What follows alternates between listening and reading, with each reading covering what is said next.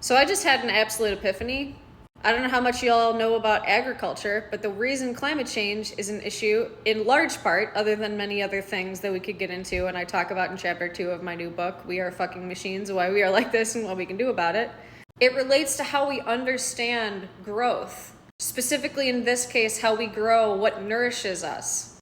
Whether that is industrial monoculture, as in growing one of the same product to sustain the demand for that market, or whether it's to grow animals from birth to death, needing the land to keep them in a space. Anyone that knows anything about the way that deforestation works, they know that the plants in the soil are they're in a cycle that allows that nutrients to be in an ever continuing cycle. And in my new book, I talk about the way that industrial monoculture strips the soil of everything that it needs to grow nourishing things because it's imbalanced, growing only one type of something in a soil because it's meant to have a diverse ecosystem.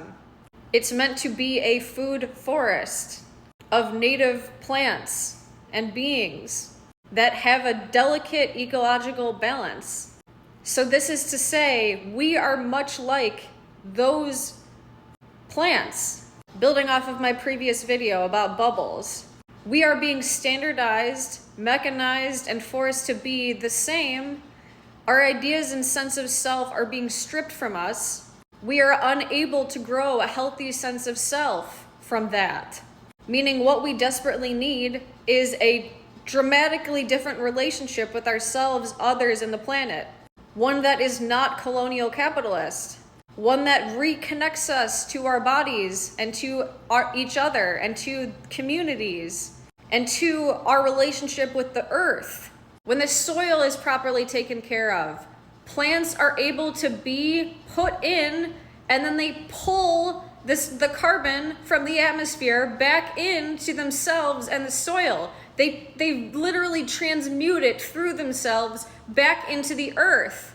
Because until then, we are not able to build a healthy sense of self that is able to nourish ourselves and others.